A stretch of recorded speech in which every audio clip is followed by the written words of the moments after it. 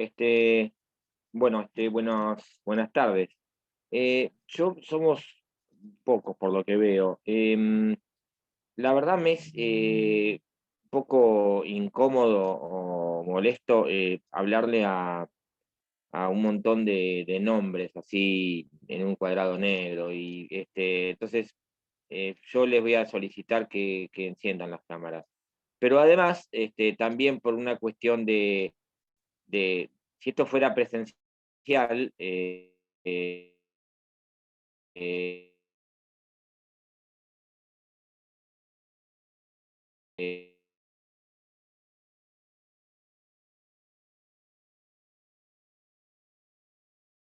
por, por ahora mismo. Venir a hacer otra cosa. Le digo porque en otra materia me ha pasado, ¿no? De que a propósito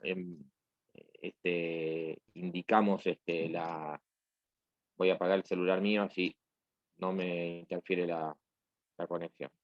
Y nos pasó de cerrar de decir, bueno, terminó la clase, pueden abandonar la sala, y hubo 20 que nunca la abandonaron. ¿Por qué? Porque no estaban, seguían ahí. O sea, se fueron, no sé, a hacer cualquier cosa, no sé, estarían en una cervecería o la barriga, tomando algo. Bueno, por ahí era mejor, no sé. Profe, Bueno, disculpe, entonces, ¿cómo? disculpe, yo le quiero avisar que la cámara la voy a apagar ahora porque estoy intentando prender la computadora para conectarme a la computadora y no anda, y estoy en Está el bien, celular y tengo está bien, 5% de no, no, batería. Y está estoy al bien, lado, eso está voy a estar bien. al Lo que lado del pasa es enchufe, si no voy a estar que parado al lado del enchufe con la cámara. agradezco la Le aviso aclaración. por eso. Lo que pasa es que es por ahí imagínense que es medio complicado hablarle. De hecho, estoy diciendo esto y hay varios que hay uno, dos, tres, cuatro, cinco, seis que ni noticias, ni enterados. O sea que Yo puedo estoy pensar intentando, eso. pero mire la computadora. Está cargando Este, desde hace media hora. y además es lo que corresponde. Hay materias, yo no soy, la verdad, ustedes han visto que no tomo asistencia, no los corro con nada, el que viene, viene, el que no viene, no viene, pero en realidad no es lo que corresponde. En realidad podría tomar asistencia, podríamos computar quiénes faltaron, quiénes no tuvieron asistencia mínima el día del parcial, porque en realidad es el reglamento de la cursada, es decir, si no tenés un porcentaje de asistencia no puedes rendir. Em, Yo le este, pido disculpas, sí, se me corta el audio si conecto la cámara. Creo que es está por un bien. problema Bueno, de la está conexión. bien, perfecto, aclarado, está bien. Sí, sí, eso también, Doctor, sí. en mi caso tengo la cámara, ahí puse la cámara y me funciona muy mal porque se me Bueno, mojó, por eso está la bien, está apago. perfecto, pero te estoy escuchando, sé que estás. Ah, bueno. También es cierto que en algunas cursadas, cuando son muchos y todos prenden la cámara, el Zoom no lo soporta. O no sé qué no lo soporta, el sistema, se cae. Pero no es este el caso, porque son pocos, ¿sí? Parece la Universidad de Atlántida. ¿Eh? Entonces, no sé, deben ser. La única vez que di clase eran 7, eran 5, no sé. Entonces, por eso digo, por ahí hay un montón ahora, no sé. Em, bueno, vamos a empezar hoy con la primera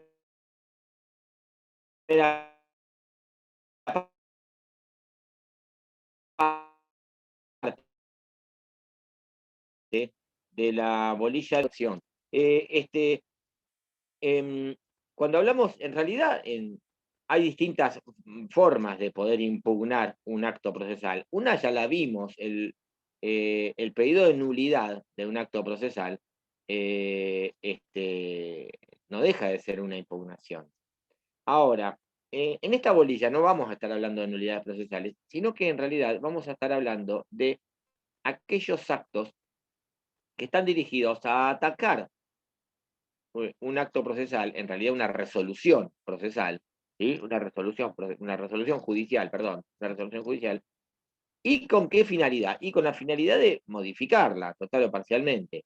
Y acá entra en escena un concepto que es el de recurso. Eh, el recurso es el acto procesal por el cual o en virtud del cual se ataca, se impugna una resolución judicial en razón o alegando este, haber sufrido o que ha causado un agravio o un perjuicio o un gravamen, y solicitando su modificación o revocación total o parcial por el mismo órgano que la dictó o por otro superior.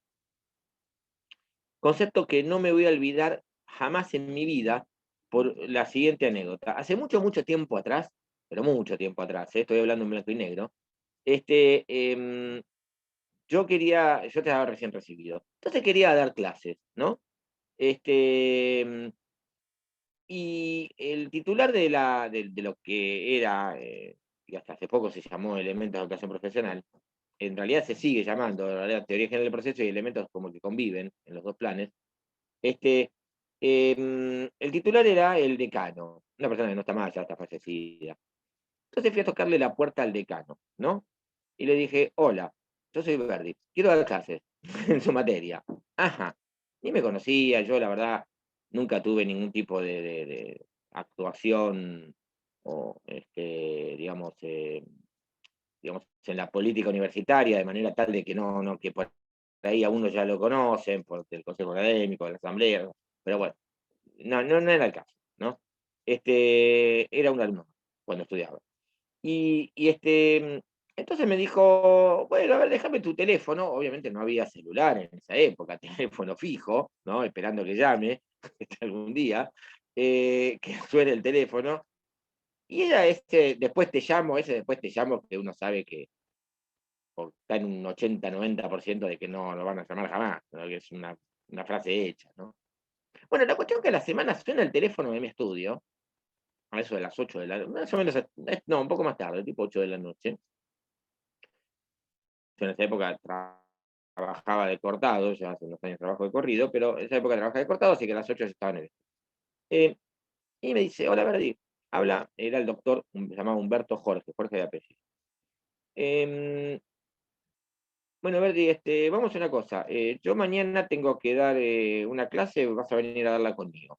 A ver, a verte cómo te desempeñas. Bueno, entonces le pregunto, obviamente, qué tema iba a dar, ¿sí? Em, ¿Para qué? Para preparar la clase, obviamente, ¿no? Era lógico. Me dijo, voy a hablar de prueba. Bueno, toda la noche me quedé estudiando prueba. Es lo que cualquiera hubiese hecho. Cuando llego a la clase, que era a las 8 de la mañana, se para delante de la clase y dice, hoy vamos a hablar de recursos.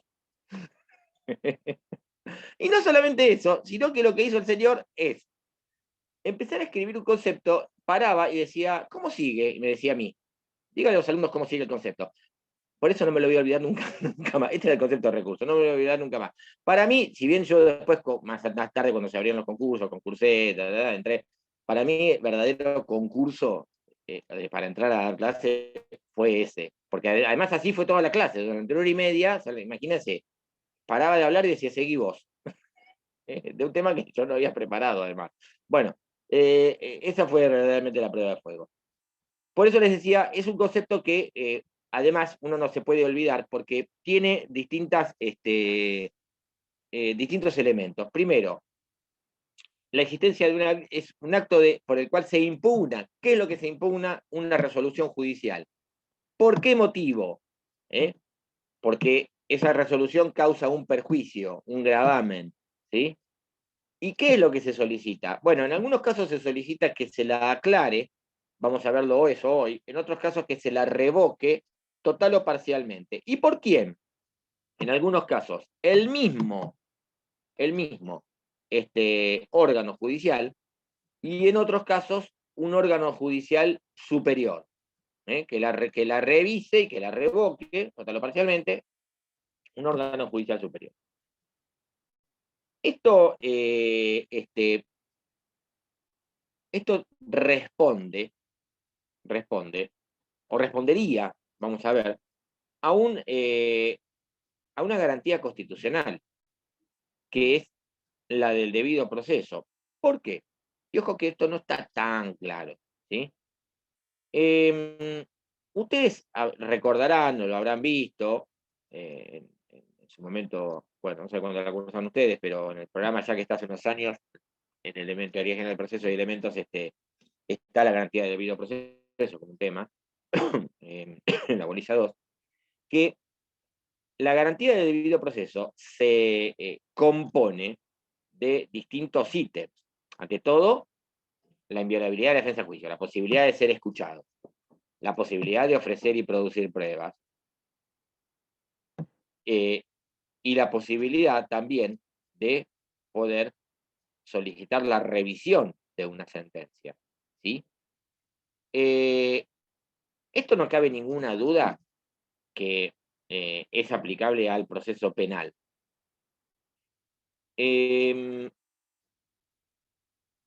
Fíjense que la Constitución, en el artículo 75, inciso 22, incorpora una serie de convenciones o tratados internacionales que conforman el denominado bloque constitucional, entre los cuales están la Convención Interamericana de Derechos Humanos de San José de Costa Rica.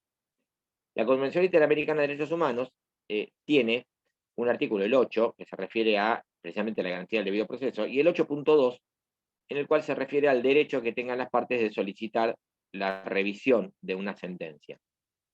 Y además, el 25, que dice que todas las partes todas las personas tienen que tener derecho a un recurso rápido y sencillo. No hay ninguna duda que esta denominada garantía de doble instancia, que la Corte inclusive empezó a llamar en una sentencia que fue Barreto contra Venezuela en 2009, el doble conforme. El término doble conforme en el proceso penal o entre lo que hacen penal, o en derecho procesal penal, es un término muy habitual, ¿no? Doble conforme es la exigencia de que haya una garantía de poder solicitar la revisión de una sentencia.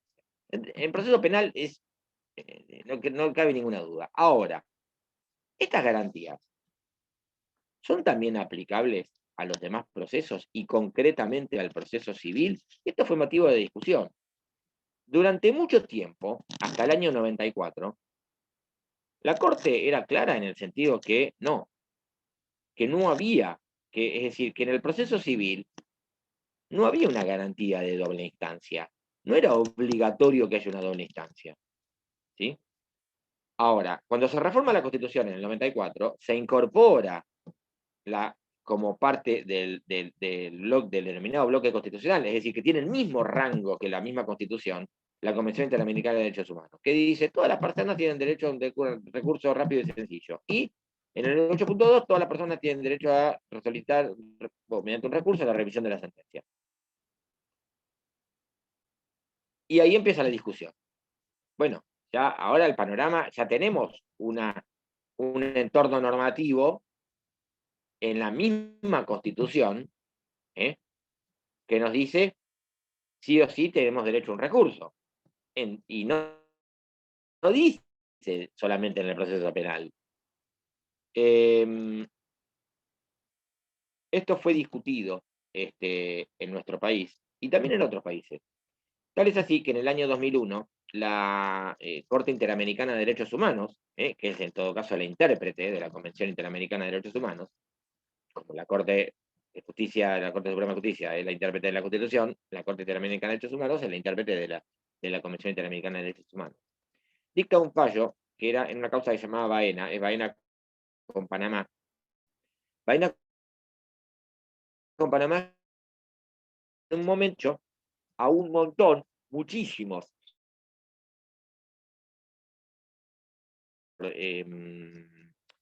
ser de otro color político, el Estado los echa mediante un proceso administrativo y no les da la posibilidad de la revisión de esa sentencia, de esas resoluciones, ni siquiera una sentencia judicial.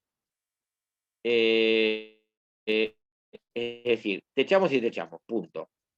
No puedes reclamar nada.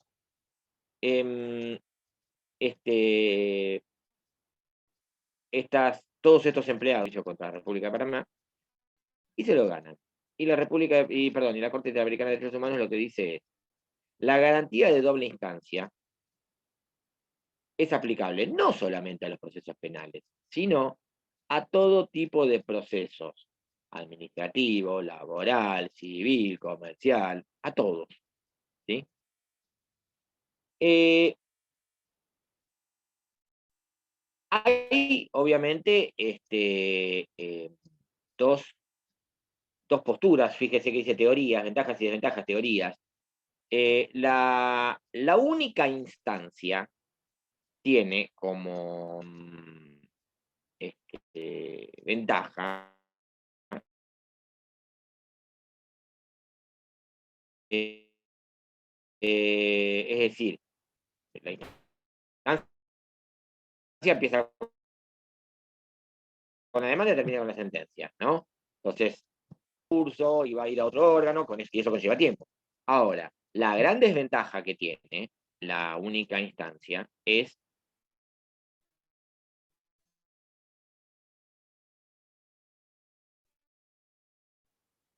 que si hay un error de ser de los medios de impugnación de resoluciones judiciales, es decir, de los recursos, consiste concretamente en que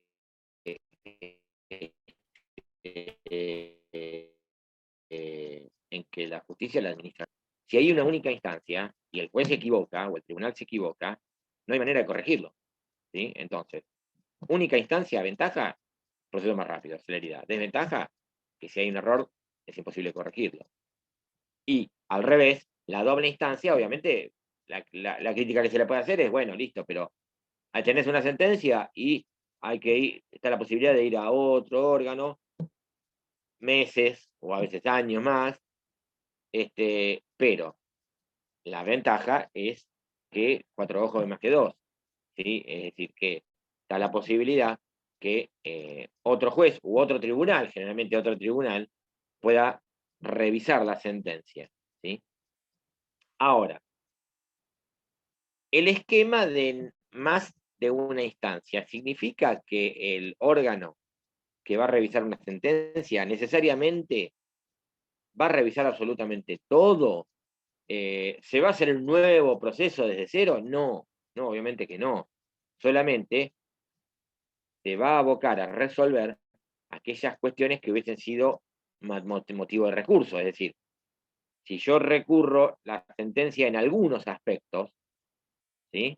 Esto les va a empezar a cerrar cuando veamos recurso de apelación, pero si lo recurro en algunos aspectos, únicamente sobre esos aspectos se va a expedir el tribunal. No sobre todo. ¿Sí? No va a empezar un proceso nuevamente de cero. ¿Sí? Ahí sí sería cuestionable. Por otro lado, la posibilidad que el recurso se interponga y no había motivos formalmente, es decir, de admisibilidad. En un recurso nosotros vamos a manejar siempre dos conceptos: admisibilidad y procedencia. La admisibilidad tiene que ver con el envase, es decir, si formalmente yo corresponde que yo pueda interponer ese recurso contra esa resolución judicial y que el superior tribunal o el mismo se tenga que abocar a resolverlo. ¿Sí? La procedencia tiene que ver con el fondo, es decir, si el recurso tiene fundamentos como para lograr revocar total o parcialmente la resolución recurrida. ¿Está claro? La admisibilidad es si me pueden abrir la puerta de la vía recursiva. Nada más. Después vemos los fundamentos del recurso. El recurso puede ser admisible, pero después, cuando a la hora de resolverlo, dicen, no, es un disparate. No, no tiene fundamento. O de acuerdo a las pruebas producidas, los hechos demostrados, no tiene fundamento. ¿Sí? Pero el recurso por el momento es admisible. Ahora, este examen de admisibilidad, esta posibilidad de abrirnos la puerta de la vía recursiva, ustedes van a ver después que es doble, es decir, normalmente el recurso se interpone ante el mismo órgano que dictó la resolución. Ese órgano va a ser un primer examen de admisibilidad.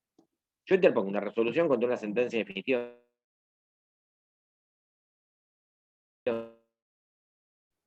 Profe, disculpe, no sé si es a mí o a los demás también, pero yo lo escucho cortado. Sí, a mí también, pero pensé que era a mí sola. Y yo también.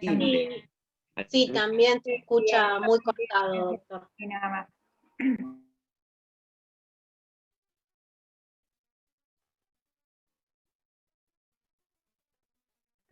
Se corta mucho. más cerca del router. Es cuando le baja la señal del Wi-Fi o de internet, no sé qué. Perfecto. A mí Vamos a cada hacer lo tanto se siguiente. me cortaba, no decía nada porque también pensaba que era mí. Bueno, lo que voy a hacer es lo siguiente. Detengo el video, no salgo del Zoom ni nada. Detengo el video, me voy a otro sector con mejor señal, espero, y en un minuto.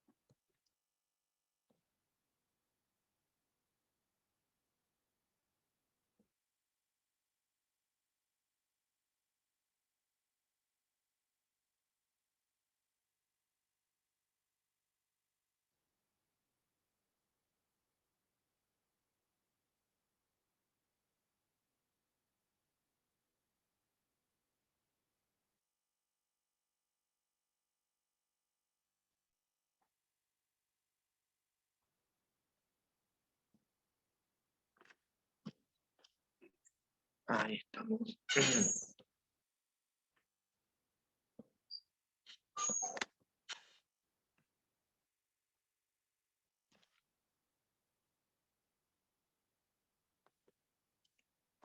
Bueno, esperemos tener un poquito más de suerte ahora. Les decía entonces que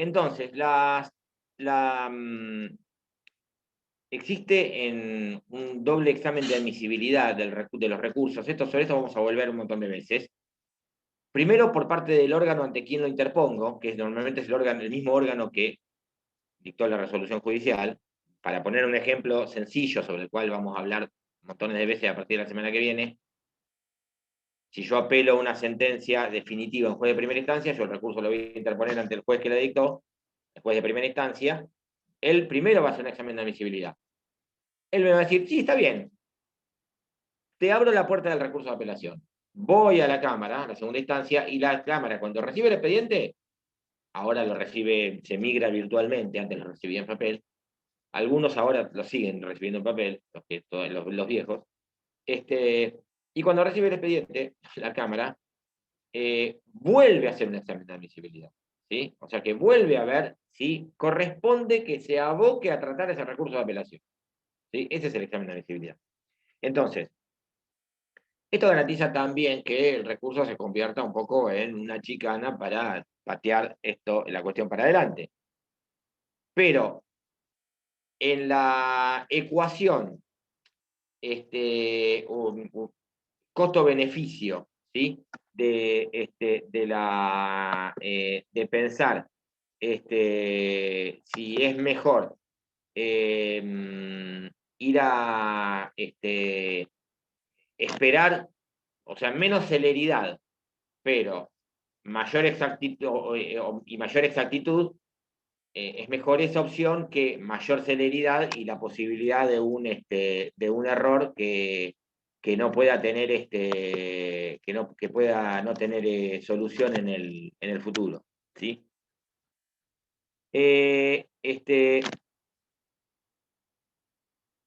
Por otro lado, ustedes van a ver ahí que se habla de recursos y remedios, ¿sí? ¿Qué es esto de recursos y remedios? Hay quienes entienden que hay una diferenciación entre los recursos y remedios en que los recursos son todos aquellos medios de impugnación donde quien resuelve es un órgano superior. y los remedios es quienes los resuelve, es el mismo órgano ante quien se interpone. Y acá en esta última categoría, la de remedios, que la resuelve el mismo órgano ante quien se interpone, entran, para los que entienden que existen los remedios, dos, que son uno que vamos a ver hoy, que es aclaratoria, y otro que es la revocatoria o reposición, que vamos a ver la semana que viene. De todas formas, es una discusión más, digamos, teórica que práctica, no tiene demasiado efecto práctico. Otra de las clasificaciones es la de recursos ordinarios y extraordinarios. ¿Qué significa esto de recursos ordinarios y extraordinarios? Ustedes van a ver, o nosotros vamos a ver, y ya lo empezaron a ver creo que con Del Cerro, que empezó a dar recursos extraordinarios, que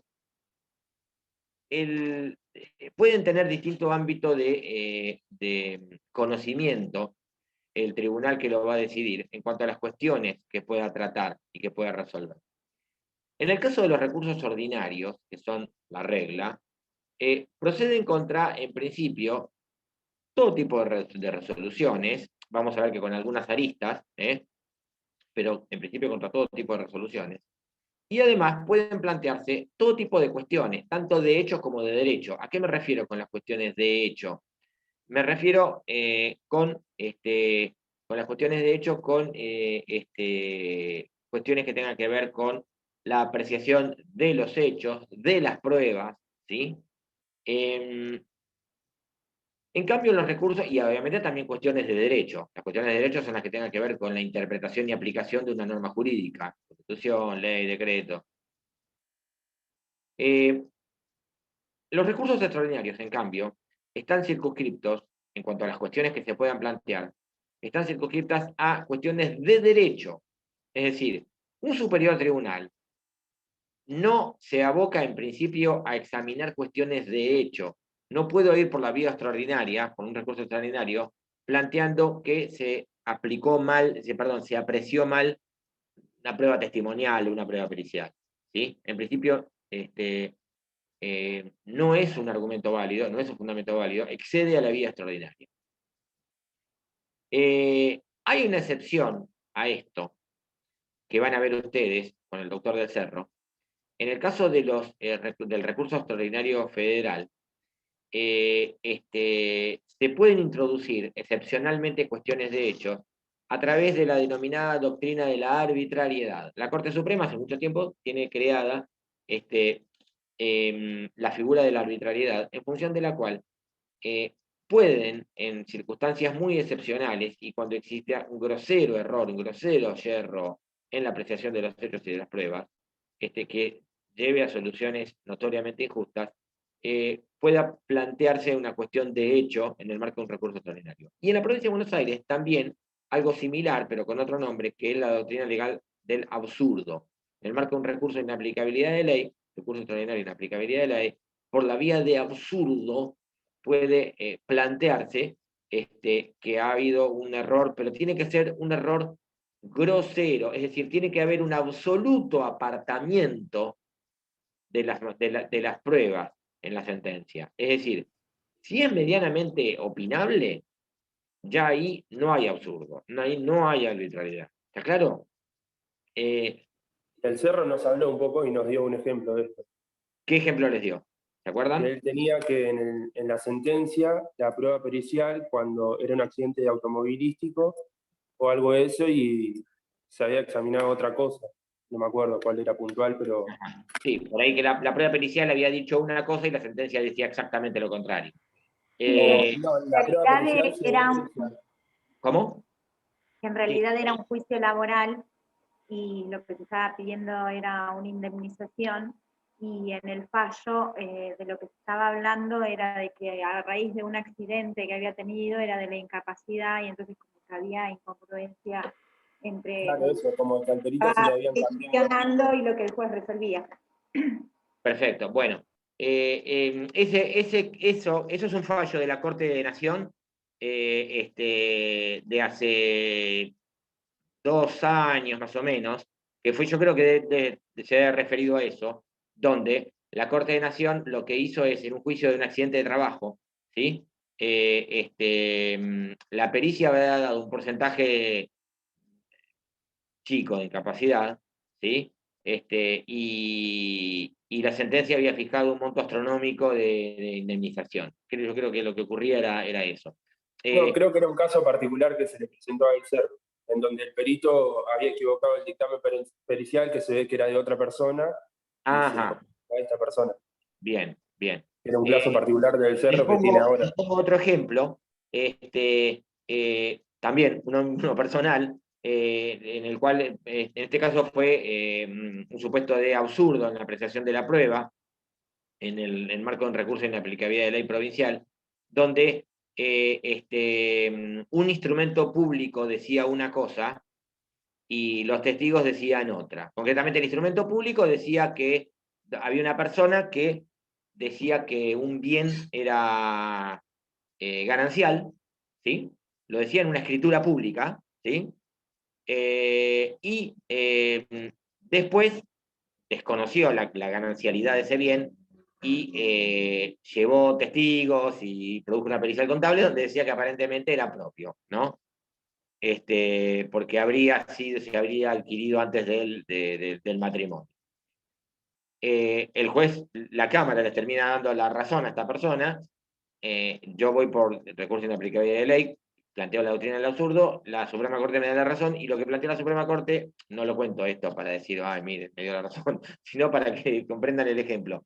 La Suprema Corte lo que dijo es, eh, en un instrumento público, y la manifestación de un instrumento público, por la propia persona que ahora pretende desconocerlo, no puede ser, no puede ser, digamos, privado de efectos por una mera prueba testimonial o porque ni siquiera fue readucido de falsedad, ¿te das cuenta?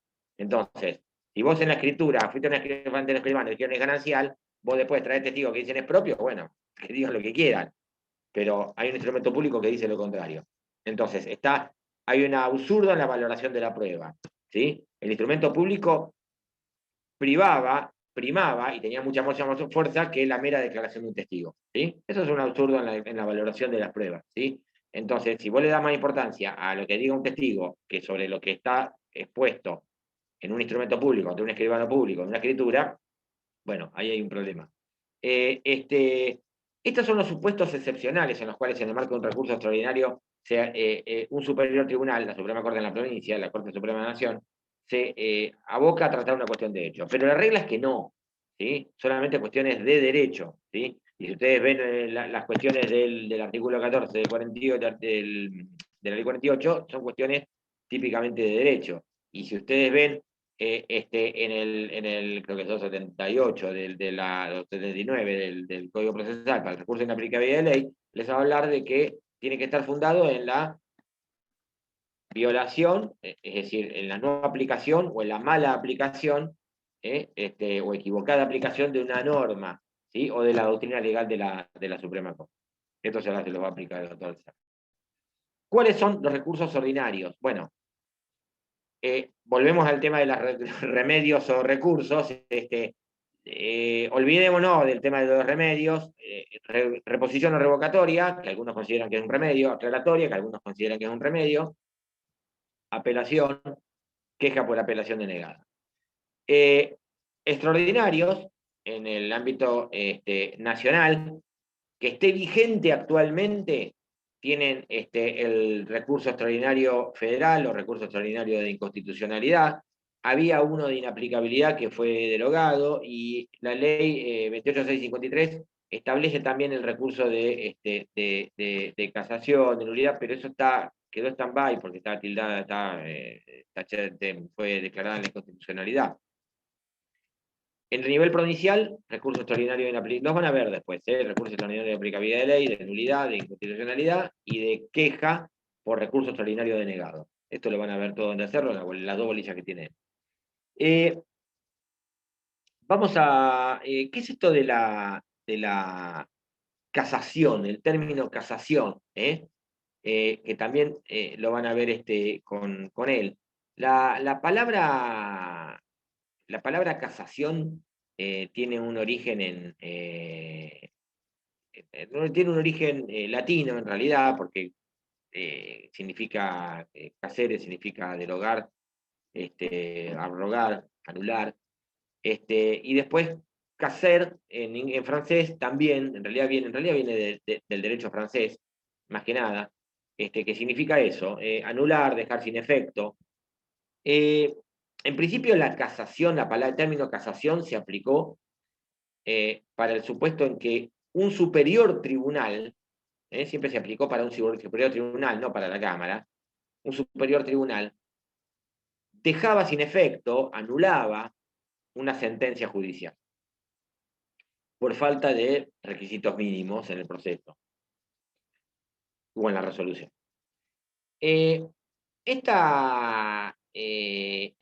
Este concepto de casación después se extendió también al supuesto en que el tribunal no se limite a dejar sin efecto una sentencia, anularla, sino que también dicte una resolución en su lugar. Y ahí aparecen dos conceptos, que es el de casación negativa, que es el concepto histórico, tradicional de casación. El tribunal dice, esta resolución formalmente está mal, la dejo sin efecto, la anulo, por ejemplo, y mando el expediente al tribunal inferior para que dicte una nueva sentencia. ¿Sí? O sea, la dejo sin efecto, hagan una nueva. ¿Sí? Un tribunal inferior. No el mismo, otro. Después surge la denominada casación positiva. La casación positiva es cuando el tribunal modifica la sentencia y dicta una nueva, ¿sí? En su lugar. Es decir, no es que dice esto no y punto, sino que esto no, pero corresponde resolver esto y lo resuelve. En la provincia de Buenos Aires, por ejemplo, la Corte de Nación, en el recurso extraordinario federal, a veces ejerce una concesión negativa y a veces una positiva, resuelve directamente. En la provincia de Buenos Aires, en el caso del recurso extraordinario de nulidad, es una casación negativa. La Corte anula y manda que se dicte una nueva sentencia. ¿Mm? En el caso del recurso de inaplicabilidad de ley, la Corte modifica, o por ahí quizás la revoca totalmente, si la deja totalmente sin efecto, la revoca totalmente, no por motivos formales, y dicta una nueva sentencia en su lugar. ¿Sí?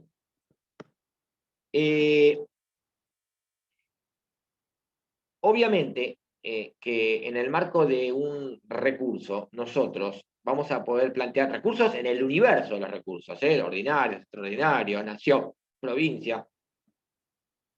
Vamos a poder plantear dos tipos de errores. Puede haber errores injudicando. El error injudicando es el error de juzgamiento. Un error en la elección de las normas aplicables o en la interpretación de las normas aplicables. Aplicó una norma que no era, o aplicó la que era, pero la interpretó mal. O también un error de hecho, en la apreciación de las pruebas, en la consideración y valoración de los hechos.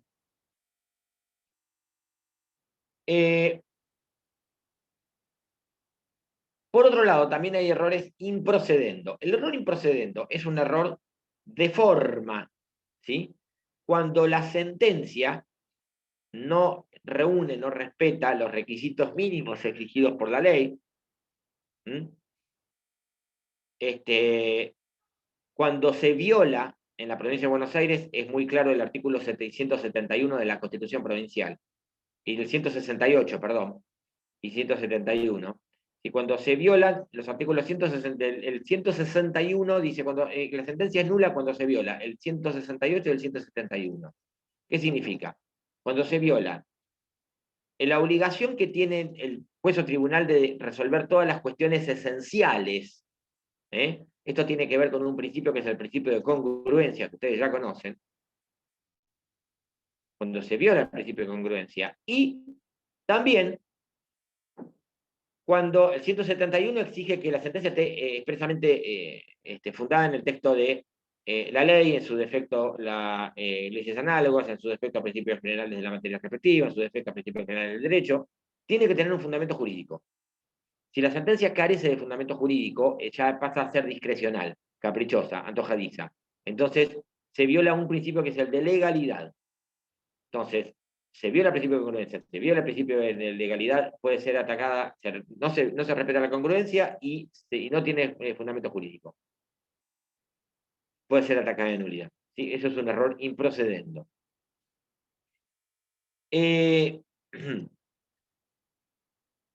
Vamos a meternos ahora, a ver, en el rato que nos queda, los 20 minutos, un poquito más que nos quedan, a empezar a ver el primero de los recursos, que es el recurso de aclaratoria. El recurso de aclaratoria tiene la particularidad que no aparece, si ustedes van al título de recursos, en el código van a ver que le aparece en los recursos ordinarios, le aparece reposición o revocatoria, apelación, queja por apelación denegada. ¿Buscan ahí aclaratoria? No está. ¿Sí? Y de hecho no hay ningún artículo en el código que diga expresamente, vieron que los artículos del código, bueno, ahora los del Código Civil y Comercial también, pero los del Código Procesal tienen siempre un título, ¿no? ¿A qué se refiere? Bueno, no hay ningún artículo que diga recurso de aclaratoria, o remedio aclaratoria, o aclaratoria, nada. ¿Dónde aparece el recurso de aclaratoria? ¿Dónde aparece, perdón, la aclaratoria? La aclaratoria. En primer término, la aclaratoria puede producirse no como recurso, sino de oficio. Fíjense el artículo 36, en el inciso cuarto del Código de Provincia. 36, inciso 4. El 36 era facultades ordenatorias e instructorias. En el Código de Nación, lo mismo el 36, pero inciso 6. Fíjense que dice que el juez puede disponer en cualquier momento, el inciso 3, en el Código de Provincia. Corregir el error material o suplir una omisión en la sentencia sin alterar lo sustancial, y antes que, y dice, cuando se hubiesen omitido alguna de las pretensiones deducidas dice en el litigio, en el proceso, la palabra litigio no es muy feliz, y que la sentencia no hubiese sido consentida por las partes.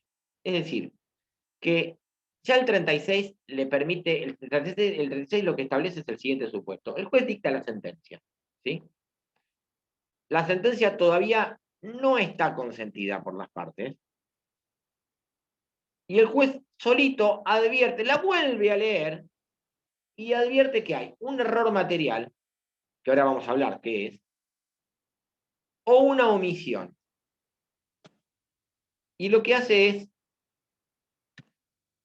dictar una nueva resolución ampliatoria de la anterior y que la integra, ¿sí? Termina siendo toda una y que la integra, pero es una nueva resolución. Otra vez pone Mar del Plata, 28 de mayo de 2021. ¿Sí? Y la redacta. Advirtiendo que se ha incurrido en una omisión, resuelve lo siguiente. ¿Sí? Y dicta una resolución que completa, integra la anterior. Ahora, ¿es esto un recurso? No, absolutamente no. Nadie le pidió nada. Sí es una aclaratoria. Entonces, la aclaratoria puede producirse, en primer lugar, de oficio. ¿Está claro? Ahora. Doctor. 166. ¿Cómo se notifica esa resolución que modifica? La de la aclaratoria por cédula, obviamente. De oficio, sí, por cédula. Por cédula, es decir, el juez dicta sentencia. Hoy en este momento, con la 3995 del año pasado, de diciembre del año pasado, ya se notifican automáticamente las resoluciones. Pero antes no, antes pues salía la resolución y quedaba ahí, si nadie hacía la cédula, quedaba ahí muerta de risa. Pero supongamos que se notificó inmediatamente, pero todavía no está consentida. Si una sentencia definitiva, por ejemplo, tengo 5 días para apelar. ¿Está claro? Entonces todavía no está consentida la resolución. El juez advierte un error material, advierte una omisión, y pasa a integrar esta resolución. Después ahora vamos a hablar un poquitito de esto, porque dice sin alterar lo sustancial, pero a veces trae algún problema. Dicta una nueva resolución y la notifica nuevamente por cédula. ¿Sí? Va a tener que librar una nueva. Si ya notificó por cédula la anterior, va a librar una nueva cédula. Si no notificó por cédula la anterior, en una misma cédula va a poner las dos. ¿Sí? Vamos al 166. El 166 se refiere a lo que puede hacer el juez después de dictar sentencia. El juez no puede hacer muchas cosas. ¿Por qué? Porque ya terminó su competencia. Al terminar la instancia, el juez de primera instancia es eso, juez de primera instancia, o sea que su competencia termina cuando termina la instancia. ¿Con qué termina la instancia? Con la sentencia y su notificación. ¿Está claro? En realidad con la sentencia.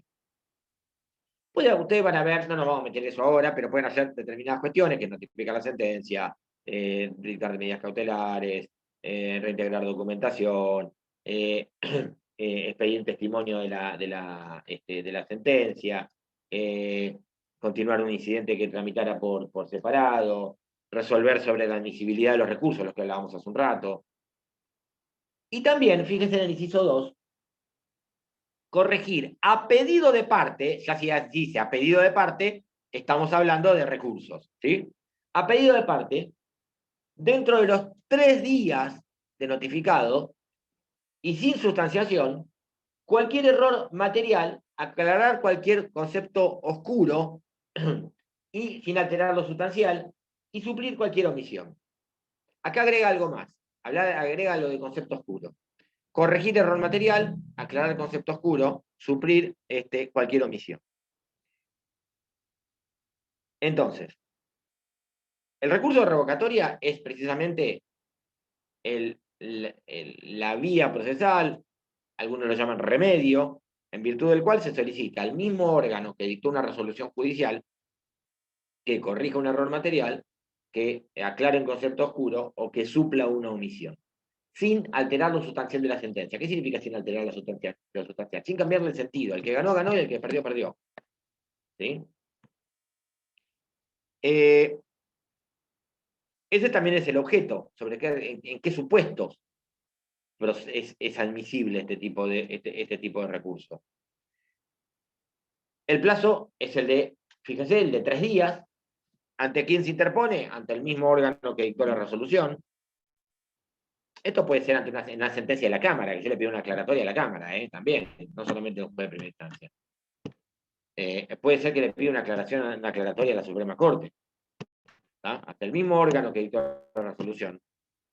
Y lo resuelve el mismo órgano que dictó la resolución. Por eso algunos dicen que no es un recurso, técnicamente es un remedio, ¿no? Como que guardan el concepto de recurso para cuando hay la revisión por parte de un órgano superior. Esto se resuelve sin sustanciación, es decir, no se corre traslado a la otra parte. ¿Sí? Escrito, resolución. Punto. ¿Por qué no se corre traslado a la otra parte? Usted me dirá, ¿y la defensa en juicio? Pues porque no se altera lo sustancial. ¿Cuáles son los supuestos? Un error material. ¿Qué es un error material? Un error material es un error en los nombres. Un error material es un error numérico o de cálculo. Pero ojo, ustedes me dirán, pero esto puede alterar lo sustancial. Porque, a ver, si el juez dice, vamos a poner un ejemplo sencillo. Ustedes leen la sentencia hace lugar a una indemnización de daños y perjuicios, y el juez condena al demandado a pagar. Dice, los siguientes rubros, los siguientes daños. Y va tratando cada uno de los daños. Entonces viene y dice, incapacidad sobreviniente, 500.000.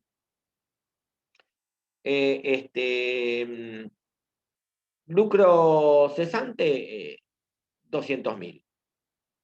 Y daño moral, 300.000. Y en la parte dispositiva, ¿sí? Dice, haciendo lugar a la demanda promovida por fulano de tal contra el que se les ocurra, por la suma, haciendo lugar a la demanda por la suma de 1.300.000. Ustedes, a ver, suman 500 más 200 más 300 le da 1.000.000.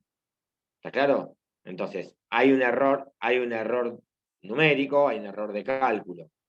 Ahora, alguno podría llegar a decir, bueno, pero si me aclaran, me corrigen este error material y me dicen que en vez de ser 1.300.000 es 1.000.000, ¿cómo sé que se equivocó en la parte dispositiva y no que se equivocó cuando puso el monto en los rubros? ¿Me siguen esto? ¿Por qué? Porque por ahí, cuando calculó el monto de la incapacidad, más o menos lo fue justificando. Y ustedes hoy, por ejemplo, la incapacidad, el Código Civil y Comercial establece que se tiene que hacer mediante una fórmula matemática, que algunos aplican una, otros aplican otra, ¿no?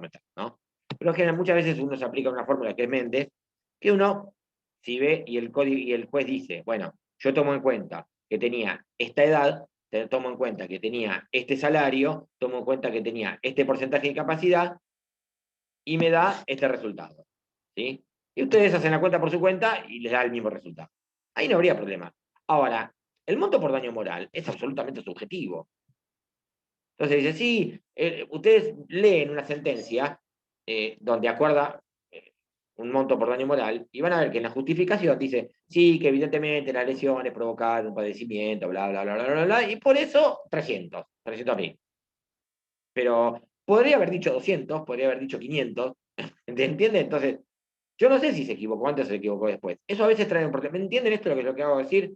Es decir, hay claramente un error de suma, hay un error numérico, pero y que se tiene que aclarar, y en algún punto también es un concepto oscuro, pero en un punto termina alterando la sentencia. ¿Sí?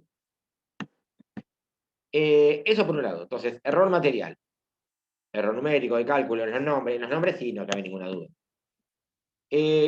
Concepto oscuro.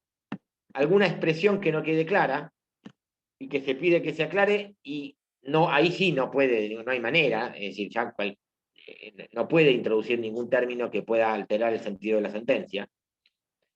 Y una omisión. Una omisión se olvidó de una pretensión. Bueno, acá también estaría en realidad alterando lo sustancial. A ver, volvemos al ejemplo de recién. En la demanda se reclamó incapacidad, lucro cesante y daño moral.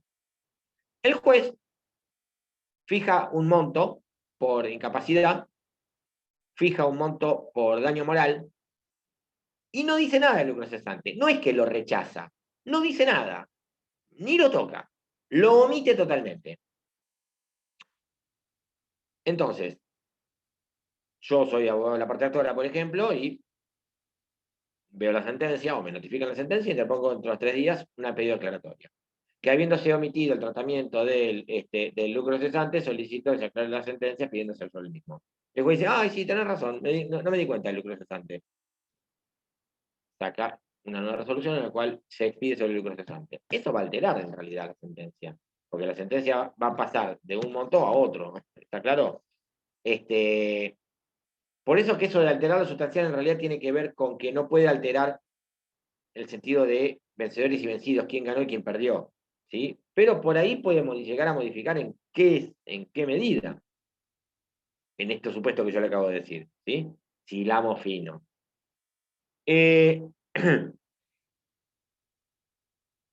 Otra cuestión que se plantea, y con esto ya empezamos a terminar, porque después no me va a quedar tiempo para abrir otro tema, es el efecto que provoca la aclaratoria respecto de los demás plazos, concretamente del recurso de apelación.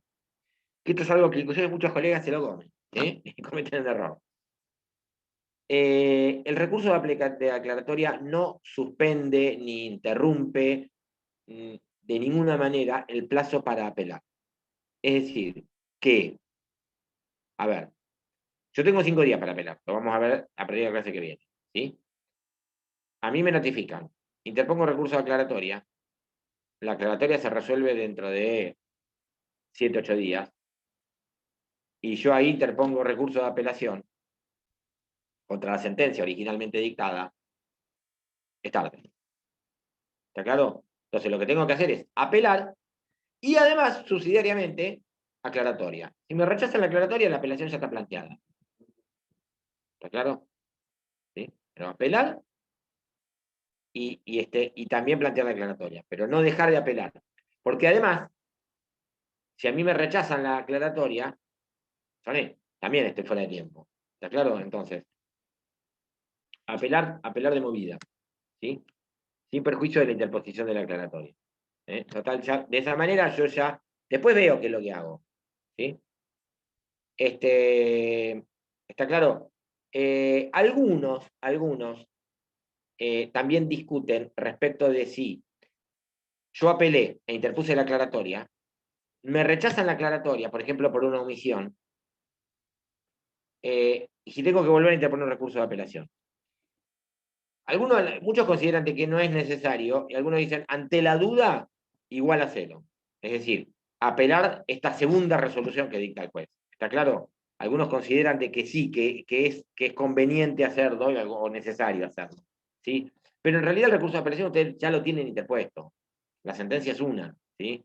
Entonces ya está interpuesto anteriormente. Pero lo que sí queda claro, necesito que tengan en claro que el recurso de aclaratoria no suspende, no interrumpe el plazo para apelar, que sigue corriendo. Entonces, con la aclaratoria sola no van a ningún lado. Apelación más aclaratoria. ¿Sí? A menos que lo único que quieran es pedir la aclaratoria, punto.